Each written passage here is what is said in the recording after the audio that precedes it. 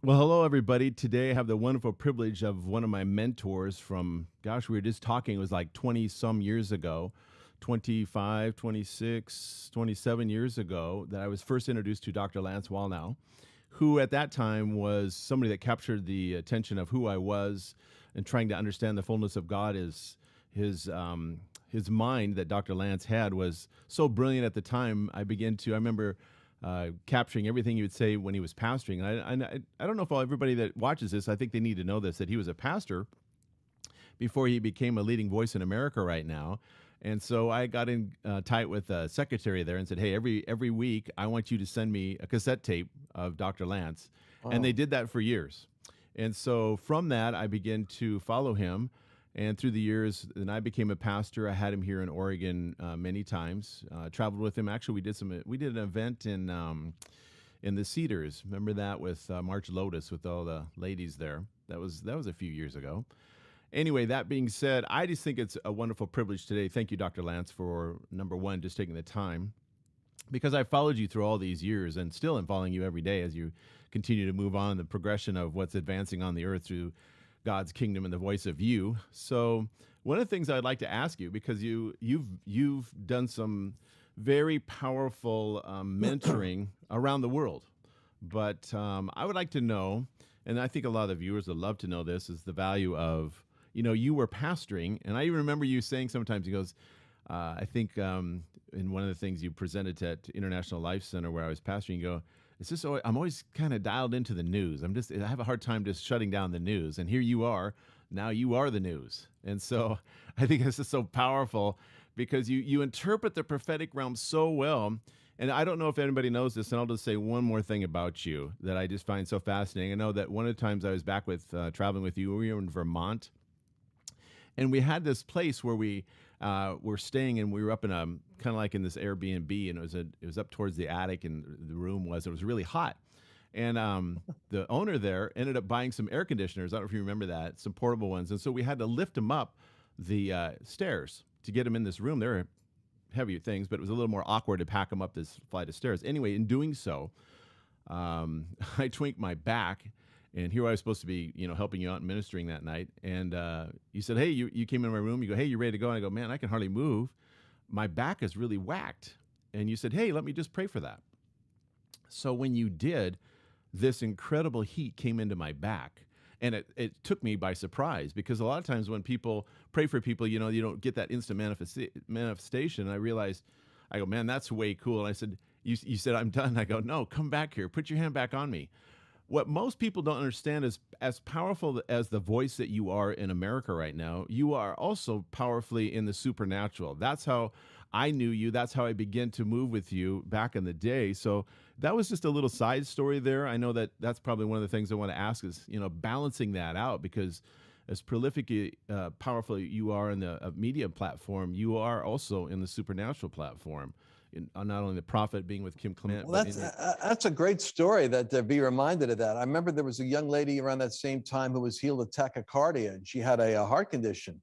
And she came up and told me later that I'd prayed for her right about that in that event where we were at, somewhere around there. Yeah. And I had, and I think that what's interesting about it is I had a lot of healing evangelists. So when you have a church, as I had, but you have a hunger for revival, yeah, what you do is you bring in, I would get guys like Kim Clement, because Kim was a friend of mine. He could go to bigger churches, but I played upon the reciprocity and the guilt of association. I said, come on, man, I'm with you all the time. And reluctantly, he would add a meeting. And of course, he would do a couple of meetings in Rhode Island. But we would have all these great, my friends, Bill Johnson and Randy Clark. I had them all come through our little church there in Rhode Island. And they all ministered supernatural healing and stuff. And I think what happens is whatever you're hearing, faith comes by hearing. So if you're around people that are moving in the healing ministry, you're going to activate faith for healing. Yeah. If you're around people that are moving in prophetic, you activate faith for the prophetic. And so what is important is to stay self-activating. Like Paul told Timothy, stir up the gift of God that is in you. And every now and then I have to have my staff, and they challenge me because they see it. They have the same experiences with healing. Yeah. And so they say, why don't you just do it? Why do you not let people know that you do this? You pray for people and they get healed. And it's because it's not top of mind. It's not it's not in my consciousness. It's weird. You can carry something and you're not thinking about it, and so you're not activating it. But thanks for reminding me. I'll take it as another kick in the butt to be praying for people wherever I go. But I find that if I'm aligned with them, this is what I know. If they're working with me and we're on a mission, that any type of an affliction that comes, I seem to have authority over what the devil's trying to do to interrupt what I'm doing. Yeah. So I find I have like a batting average. I score a lot more points when I'm praying for people in relationship to me than people I don't know. That's been the experience so far. Yeah. And what I hear in that, Lance, is back then when you just said it, the prophetic and the healing. You would work with the prophets, you'd work with the supernatural, but even now you're doing the same thing. You're doing the prophetic and you're healing America. Your intent is still the same, the spirit of who you are. How I read that is, you can move in both realms. It just depends on what you're going to do. But back then, you prophesied, you healed, and that was one of the incidents in my life that I felt that heat so fast from you that I just go, hey, I like that. Do that again. And I've never done that with anybody except with you, because it was instant and it's just so powerful. And now you have a voice to heal America. So, it's not like it's like you said, you're in a different lane and you're just whatever's in front, let's go there. But yeah, I so appreciate that.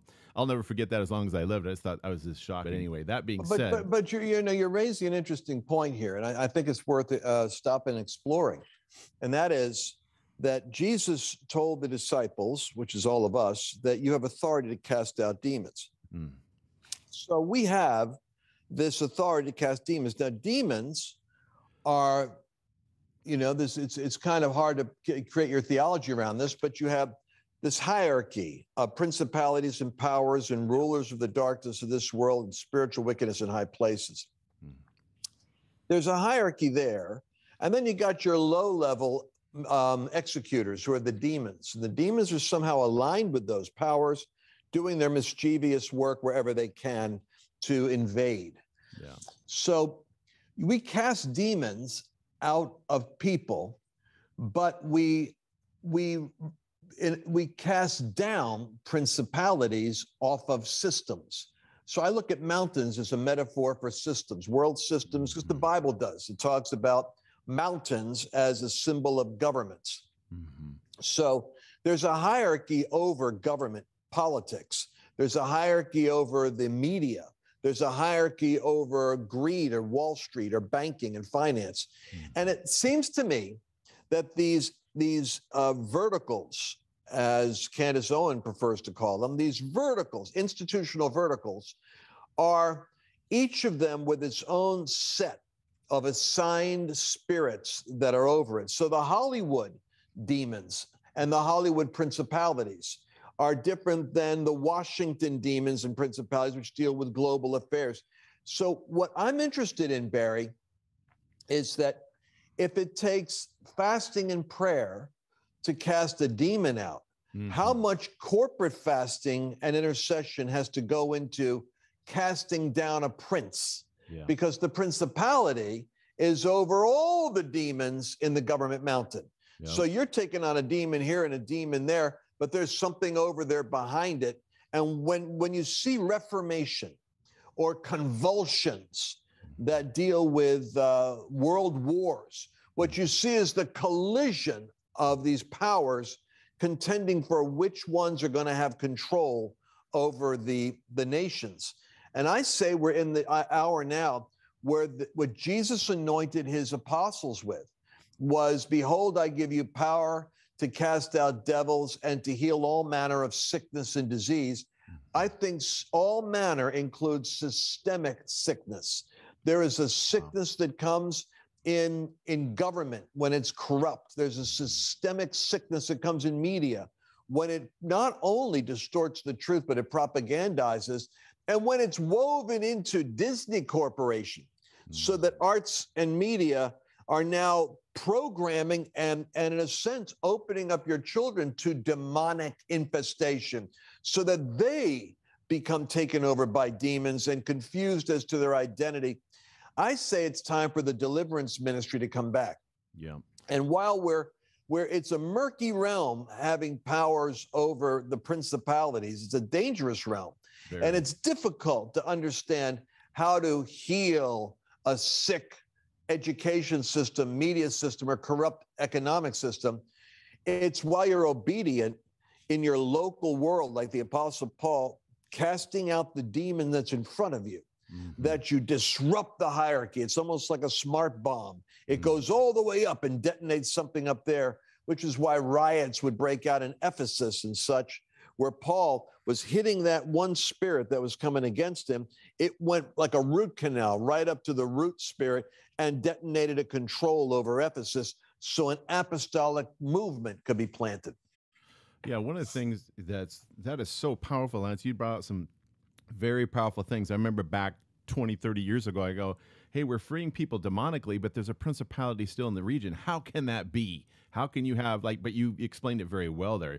You cast out demons, but you cast down principalities and powers, which I feel that, you know, looking back at just my observation of you, you were a master in the spirit back then as far as moving in the supernatural realm, and now you're promoted in the position and have the authority. That's what you said just right there. It's a dangerous realm. If you're not authorized properly, you're going to get yourself in trouble real quick.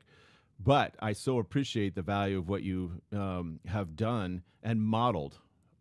There's not that many men around like yourself that are doing exactly what's necessary to put this country, you know, back on the rails right. And I just look at the things that, you know, I got to experience when your Seven Mountains started coming out and you had all the whiteboard and you just drew it out at the center there where we had church. There's whiteboards everywhere. It's like, it was heaven for you, I believe. But anyway. Yeah, but I have to say something. You created in up there in, you were in Oregon, right? Yep, Portland, Oregon.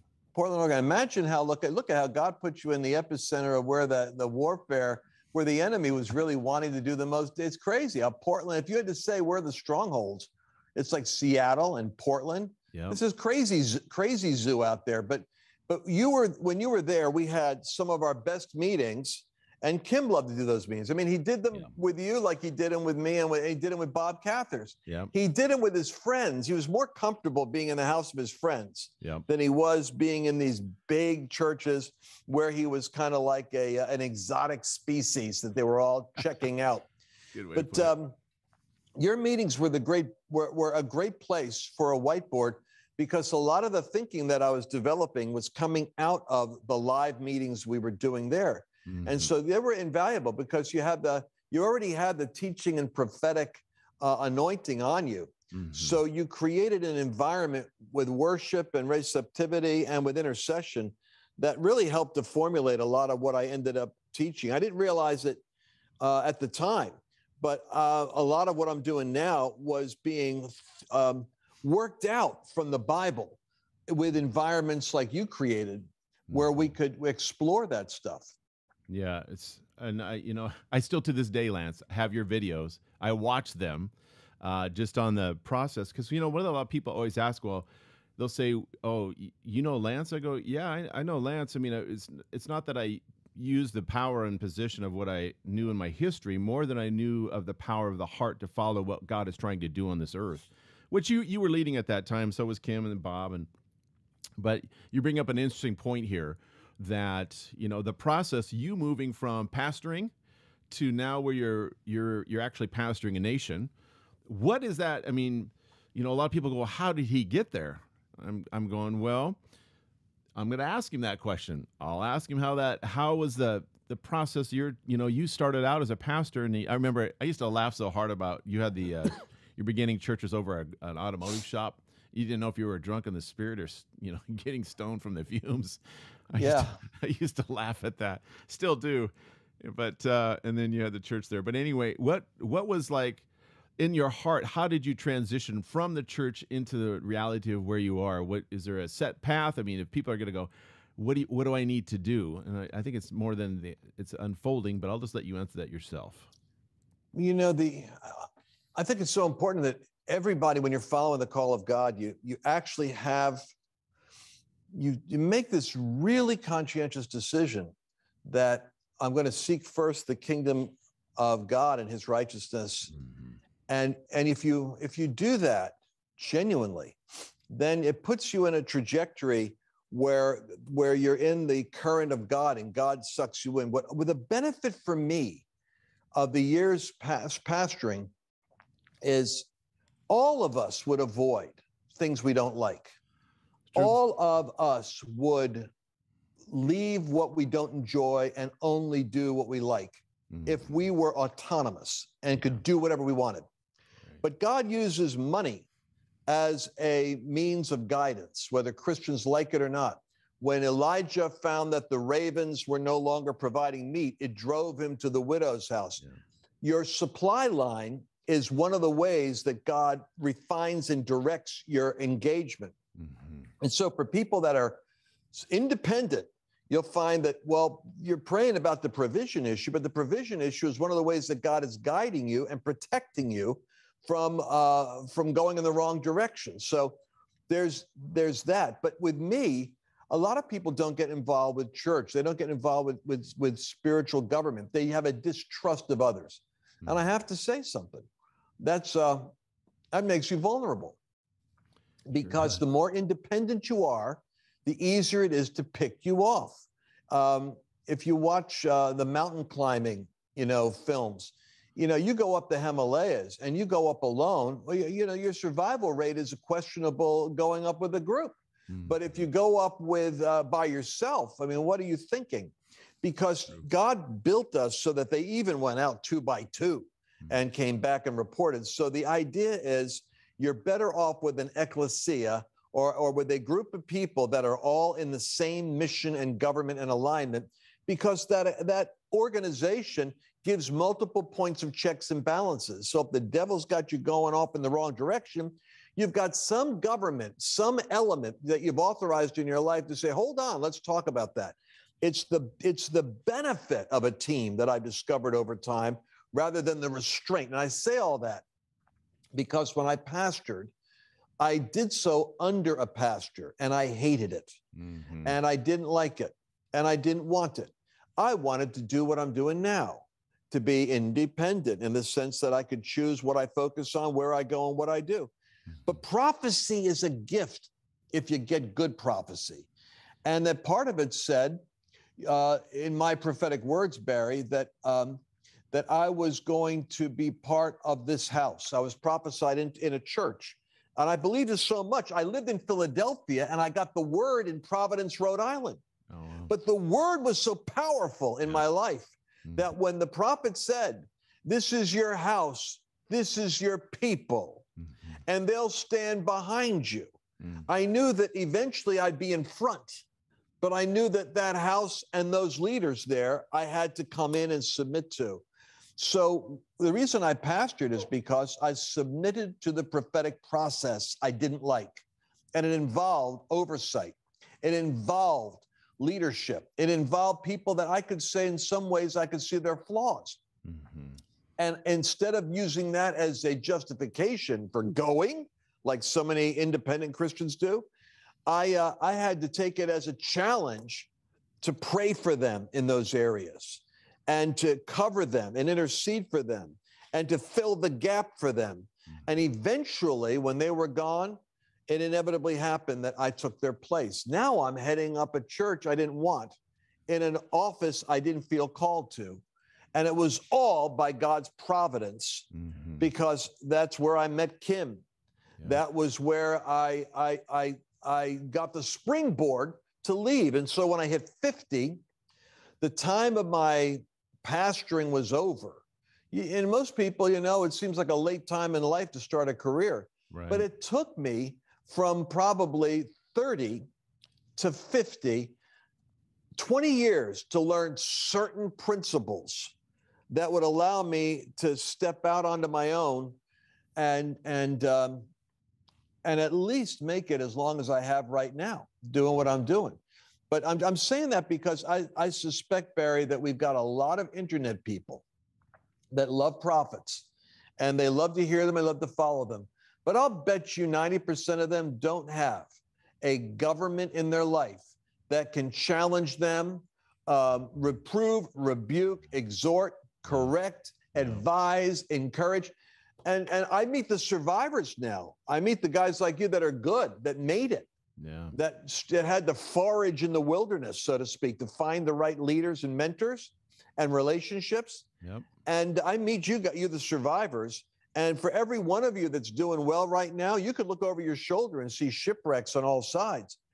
And so my exhortation is to everybody listening now, don't despise the government of God. Don't despise oversight.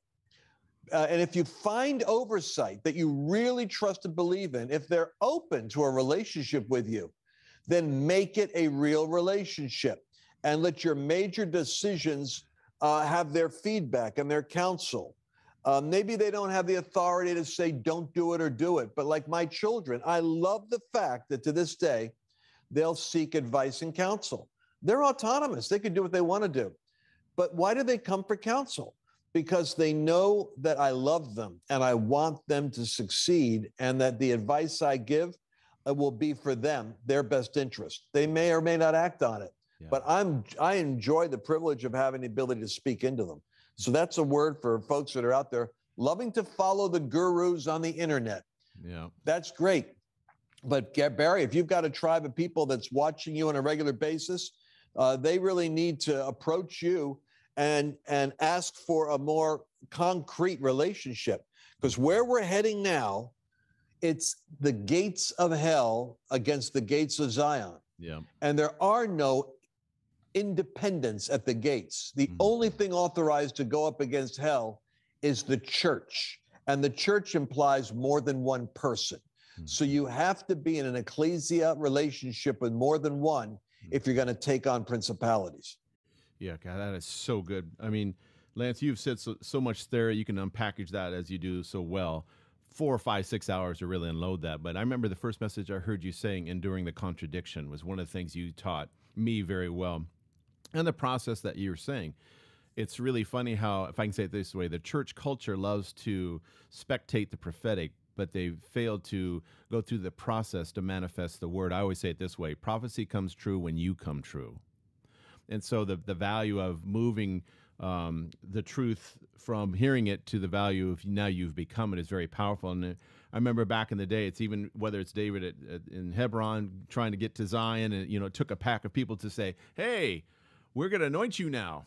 Oh, okay. Finally, I get some recognition. I mean, there's some stuff that, I'm always encourage people to go to your website and get on who you are, what you're doing. But I said, listen, when you do, it's going to probably pull a trigger for a process that you never saw coming, because that's the process. Joseph is sitting out in the middle of a tent. Next thing you know, he's sitting out in a hole. You got to master the hole. You got to master another man's house. You got to master government prison. But that's all the part of the process. And you also taught me this years ago too, was, Joseph didn't know anything about Egypt until he started off in the process to understand it so he can rule it. And I think that's so powerful, what you just said there. Everybody wants the promise. Nobody wants the process. And that's what you're saying is the survivors there. And it's not like it's rare, I think, to see somebody make it through all the way to refinement. Like you said, you look back behind your shoulder and you go, man, there's a million shipwrecks down there. And I think the road of, revival is the same thing. There's all kinds of things that happen that, you find out that people didn't go through the process correctly. So when they hit something that they couldn't handle, I usually point it back, you failed to complete the process. You jumped out of it. So, that being said, and you hit it again, getting a company of people together to do this confrontation between the gates of hell and Zion. I mean, this is full on. This is an unusual time we're in right now. And I recognize also that looking at what you have done, how do you see the value? How do you pull those people? I mean, how do you pull, or I guess it's a natural process, those that come to the top through the fire of God are those that are going to take down the hell's gates of hell. And what do you see yourself, or how would we complete the task of what you're seeing there, pulling all these people together? What does that look like? It's not going to be in Zoom conferences. It's going to be, what does that look like? I'm just going to leave that an open question. What do you see at this moment? Good question. I think Jesus said, my sheep hear my voice. And so When we are filled with the Holy Spirit, doing what we're called to do, saying what we're called to say, people will hear Jesus. Mm-hmm. They'll hear God clearly. The resonance and sound of the utterance will imprint on them this sense that God is talking to me. Mm-hmm. And so part of the way that the tribes and the ecclesias and the battalions and the companies are formed for the army of God in the last days is that we all have to tune our ear to the throne of grace. Mm-hmm. Then we have to listen to who are those voices that God is speaking to me through. Then we need to draw near to those sources, and there won't be many. There should be few, and we should align ourselves intentionally with what they say and what they're doing, because it's quite likely that the reason why we hear God through them is because God is using them as the shepherd through them, kind of gathering people together. And there's all kinds of maneuvering with living stones. You may be under someone, and then you come alongside, and then in some ways you may even end up over them. So if someone comes in under me that has, like, let's say, they resonate with my voice in media, the next thing I know, they come alongside and they're talking to me about what I'm doing in media. And lo and behold, I'm invited under their media organization because they actually have a major media company. Now, so you see the relationships we're living stones. We move around, but we recognize each other's area of mastery, and we submit to one another in the fear of the Lord. What happens when I'm talking to Andrew Womack or Kenneth Copeland, who are both word of faith icons? They got $100 million organizations, much bigger than mine. But when it comes to hearing, I'm listening to what they're saying. I'm aligning with what they're doing. That's how come I do Flashpoint for Kenneth Copeland. That's why I'm doing leadership training for Andrew Womack and part of his Truth and Liberty Coalition, because I come to them to listen, then I align with them. The next thing you know, I may actually be partnering and doing stuff. So I say it's really important that we listen to the sound of Jesus' voice, that we judge our own hearts and get the contamination of selfish ambition out of it. And then we look for alignment with the platform that God gives us. And I also say, I think we're a little bit too distracted by internet celebrity status. The internet can make you famous and TV can make you famous, but it doesn't mean that you've got more authority. Right. I remember hearing, the analogy done years ago, and it's true, that just because somebody has a big business doesn't mean they're anointed for business or that God bless their business. It could be that they're just doing shrewd stuff to have a good business. But what you want is you want to be able to learn how to have the anointed business, the anointed platform, and recognize that promotion doesn't come from the east or from the west, but from the Lord. God took David, it says in Psalms, from being with a few sheep to being a ruler over his people Israel. And he did it by causing David to minister deliverance to Saul, and then for him to be engrafted into Saul's household via dealing with the giant, and then running around being chased by Saul. There's his prophetic process, and then surviving and becoming the king. The point is, God took an anointed shepherd boy to be an anointed captain in the military, to be an anointed fugitive, to be an anointed ruler. The secret is you got to be willing to be small under the anointing to be big under the anointing. And a lot of people can't handle small. God, so good, Lance. I mean, I don't know if it was like 4 or 5 years ago. The new thing is small. The thing is small. What you just said there is exactly small that. Is the new big. Yes, that's it right there. And so it's so powerful to understand that you bring so many things out of me, Lance. You just go, I understand. You must have a lot of times must be somewhat frustrating, especially from the church culture, that they don't want to go, they want the big thing first. They don't know how to process through the small. I always say you have to win it privately before you're going to go publicly. Otherwise, I remember you years ago, one of the teachings you had, the hook and going up the mountain, and he waits until you get to the enemy wait until you get to the top, and then the hook's jerked and away you go. But I think there's things that you just said there that are so powerful in understanding the value of the process and being small. And I'd almost say it's like what we almost kill the word. There's a remnant. There's a company of people like yourself that I feel that, has a strategy of God. But there's going to be a company of people that'll be born out of those that can really truly lead us, especially those like myself who have pioneered, moved in things that I knew was necessary to, like, for instance, Portland. It's still a hot spot. I mean, it's like Portland is, wow. But I met with, was it Gwen Shaw? She was Handmaidens of the Lord, I think was her ministry. Met her back there. And it was at End Time Handmaidens? Yeah. Is that what it was? I was with you. I was with you back in D.C. Remember when she came into the room back then? Yeah. And she came in. Yeah. Yeah, see, my mind's going, hey, I've done some stuff here with back in D.C. But anyway, I remember her coming to Sean and I and saying, where are you from? And she said, I said, we're from Portland, Oregon. And she goes, oh, my gosh. She goes, Portland, Oregon. Then she just said, basically prophesied, Portland is still a port city. And I just took note of that. There's a port there, portal that's just open up. Wow. And she goes, God's going to move there again. So I always have that echoing in my head when I turn the news on and you see the riots. There's a fight over this territory. And one of the things that I'm constantly going through, and it's like a sliver in my brain, I'm going, okay, so yeah, like you said, you can cast a demon out, but how do you take down a principality and power? Because I'm not going to approach that with, you better approach that with the fear of the Lord and understanding authority is earned, and you're going to go through a process to get that. And maybe I would probably ask, moving in authority at such a high level, how do you address things that are in a territory?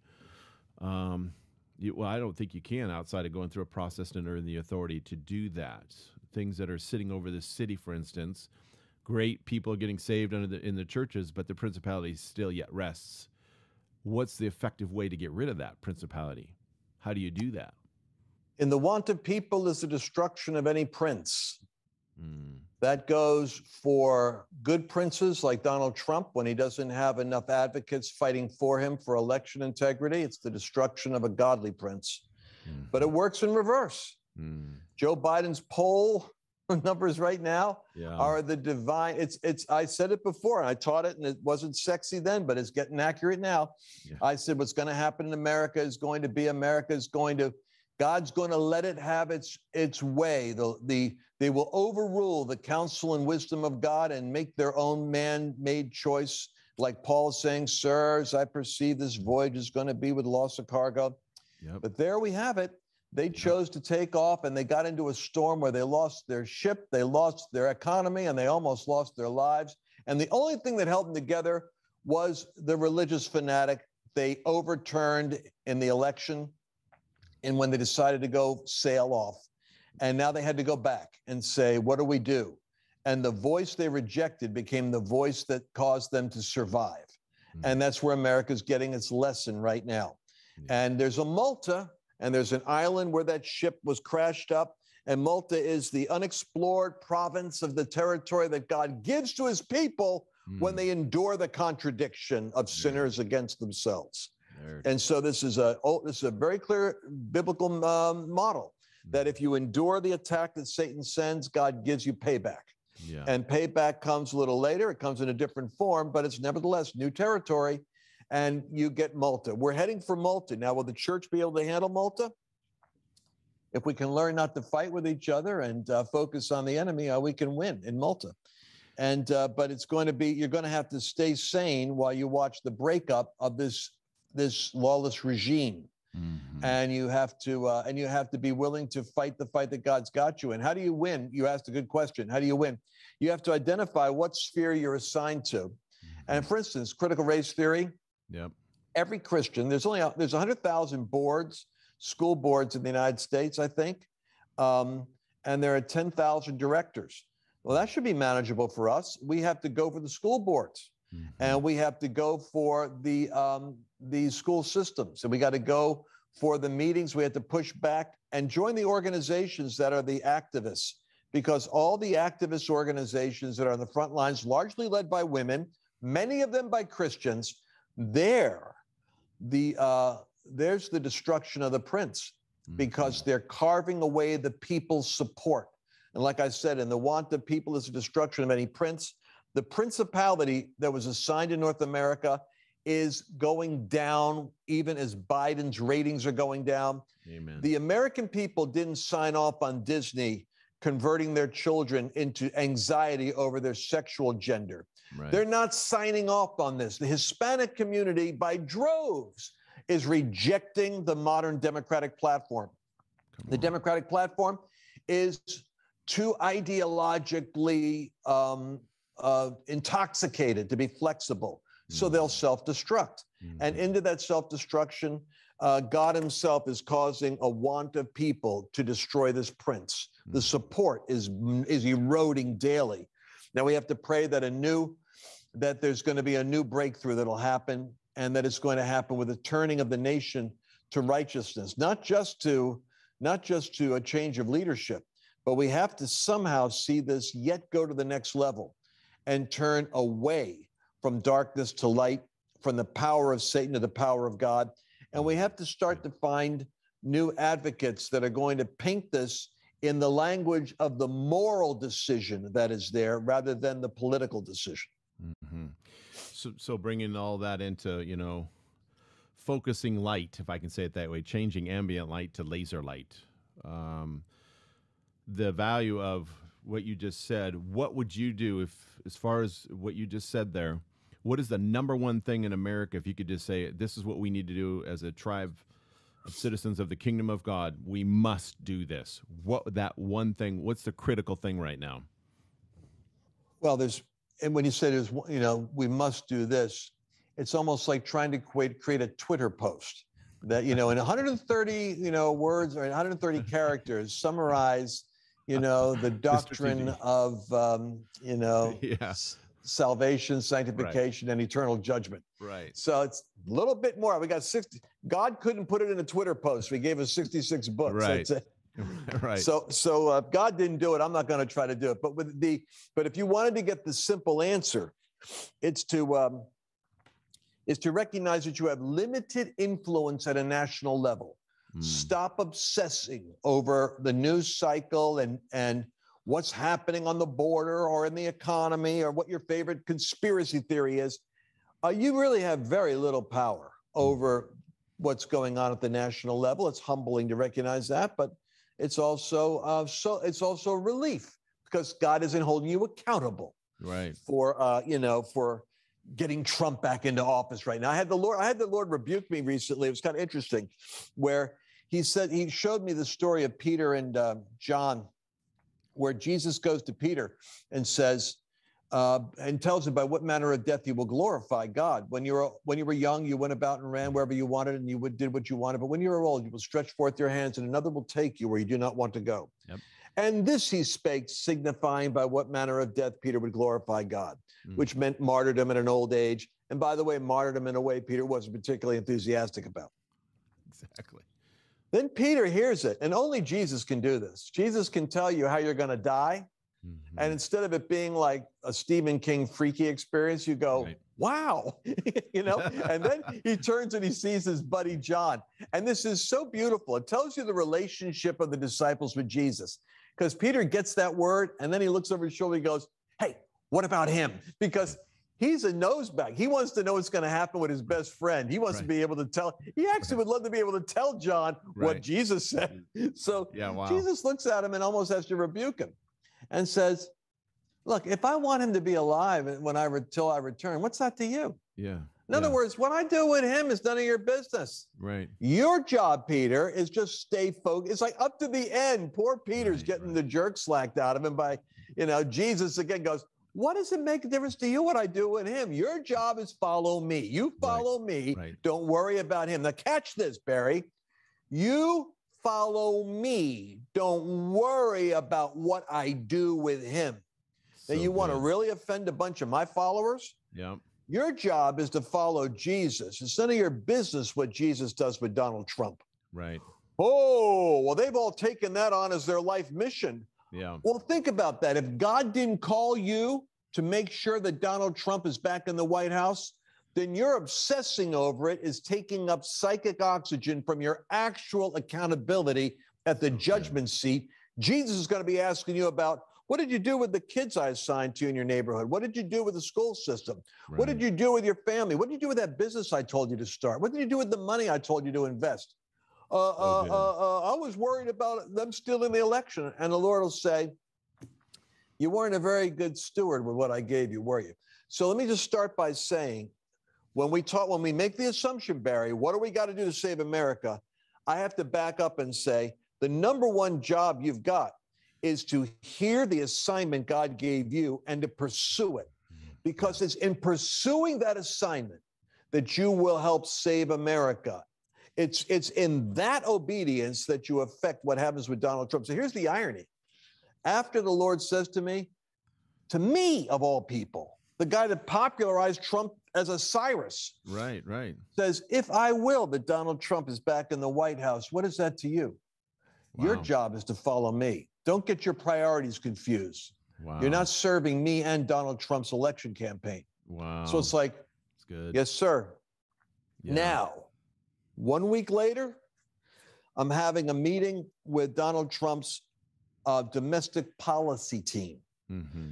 I'm having a meeting with with a group in charge of his media. And I just happened to have been a meeting. And as I'm at the meeting, the Lord is aligning me with the people I need to know, I believe, that are heading up the initiatives that we need to push on all 7 mountains to take all 7 back. There you go. So Jesus wasn't saying, I don't have you involved with Donald Trump's administration. He was saying your calling isn't to Donald Trump's administration. Your calling is to follow me. So and good. The moment I got focused again on the Lord, boom, I'm helping Donald Trump.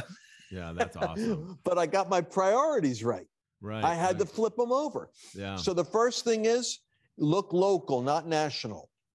Look at what you can do to make a difference where you are. Mm-hmm. When you get upset about what's going on in the world or in the nation, it's your prayer point. Your intercession has more power than your voice because they're not hearing you evidently up in Washington right now. Your prayer has power. Register your spiritual vote there, then focus on what you're doing locally. That's your David sheepfold. And if you're faithful in the little, God will put you in alignment with the right appointment where you'll be dealing with national issues. Right. But if you're not faithful in what's least, who's going to give you the most? Yeah, exactly. So look for the local. And I'm telling you, the schools are big, the mayor's elections, the sheriff's office. The political is important locally because if Portland had the right mayor in, we wouldn't be a stronghold for Antifa, right, and a stronghold for the devil in the Northwest. Yeah, the BLM and all the stuff that's going on here. Yep. Wow. I mean, that's just like, again, it's taking personal responsibility of, okay, this is my focus. Great analogy in the scripture there, how it just, he lives forever. What's it to you, dude? Just stay in your lane is what he was saying there. So that was very, very powerful. People ask that to me all the time. Well, how do I know? And that's where I started with unlocking people at a purpose, because once you're in your purpose, then God's he's committed to that. That I'm committed to. What I've got purpose in you, he's committed to that. And I remember years ago and going through the stuff that you had taught, and then I was starting to pull some stuff together, and you giving it to you and you're refining it and all that. So important. Once again, it comes back to the purpose. It comes down to understanding the seasons and times you're in. There's quite a bit here. Are you still every once in a while pulling together a personal development courses? How can people get around to, what you're doing in that arena? Are you still doing it? Yeah. I'm glad you brought that up. I'm thinking, one of the things I'm thinking, Barry, is, and you and I need to probably get you and a couple of other of your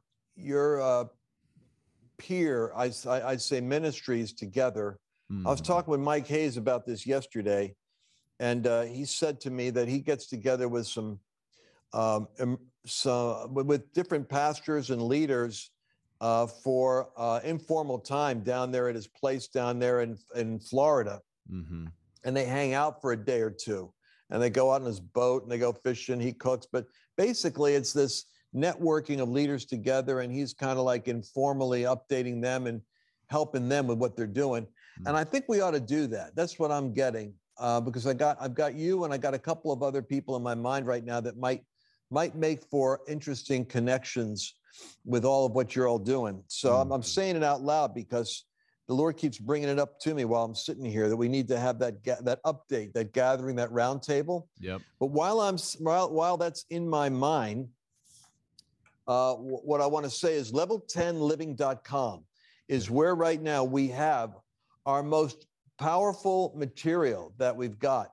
Matter of fact, I could, is anybody in the office here listening to this broadcast? I'll get up and get it. Scott or somebody else, if you can get the Level 10 Living kit and bring it over to me. This is the material I'm using. And the weird thing is the people that are responding to it most are actually high-end owners of businesses of $25 to $50 million. That's the weird part, that the people that I'm doing the coaching with, and I think we have a kit over there, but it's like four different kits that deal with, you can't hardly even see it, but anyway, we'll just put it there. The mountain of me. There, I think you can see it there. It's taking your mountain. It's the personal mountain. And the material is designed for the very best coaching and training I've done with large audiences that we're working with. It's all captured here by a film crew. And then we kind of break it out into 4 manuals to cover the content. That's the cutting edge convergence coaching. Which is convergence is the 20% of believers that actually make it into doing what they're prophetically called to do. That's convergence. Right. So that's the convergence coaching kit. But apart from that, when you go to level10living.com, and I think we should have some kind of a way to respond there. I'm building a dream. We do dream trips, Barry. So we've done like 20 dream trips into exotic locations where I go to talk about this material and how to make it work. We'll probably be doing another one this year. And a great opportunity would be for people that are studying the material to come get together with us. Yep. And we'll go take a trip. And we'll take a dip. And we'll take a sip. And we'll see what God's doing. Absolutely. I mean, that's a powerful thing, like with Mike Hayes and what you're just offering here. I think that's absolutely necessary because it's getting the different perspectives on what the mind of the Lord is doing in certain territories or even at a global level. Because I know there's a frustration. A lot of people I don't want to get involved with politics. Okay. Let's pull you back where you're supposed to be.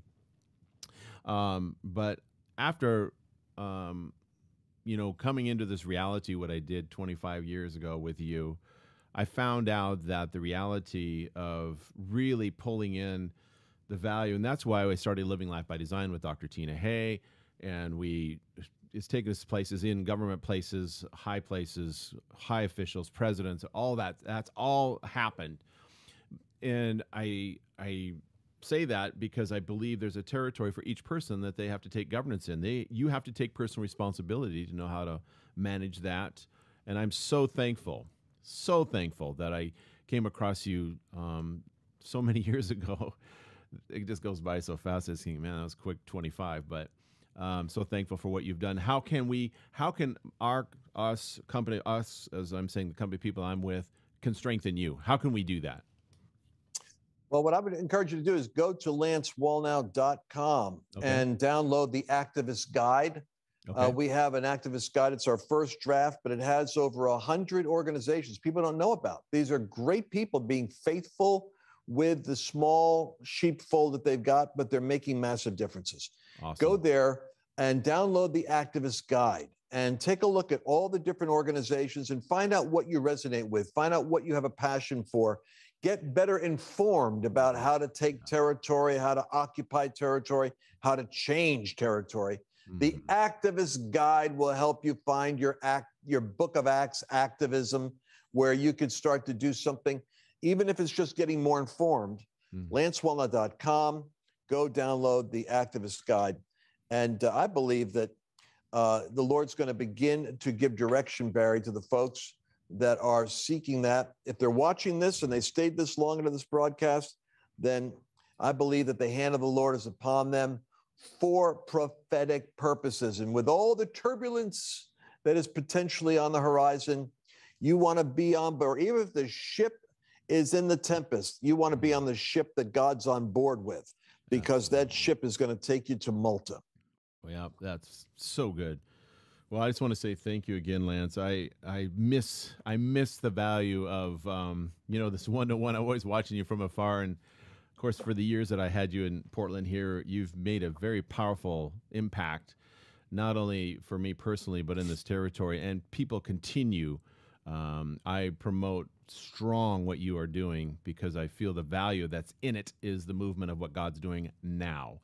And so, again, I just want to say thank you to Annabelle and just the power of what you guys gone through and the perseverance, because that's not an easy thing to do. You're not in an easy place. It takes a minute to get to where you are and have the platform that you have. So again, I just want to say thank you. That's made a very powerful personal impact on Thank me, you. and it's made a very powerful. I promote you in everything I teach. Everything I teach, it comes off the values of the years that I was with you. So again, it's amazing. I'm always just challenged by what you. Well, what you have to let's do. stay connected now that we're back on the radar, and let's. Well, I'm going to get you together with some other prophetic YouTube people that I'm working with, and we'll see what God does. Okay, that's awesome. Well, thank you again, Lance, and I again enjoyed this, and we will continue to move and expand this how the Lord leads us. Thank you, and we will see you all very, very soon. Bye-bye.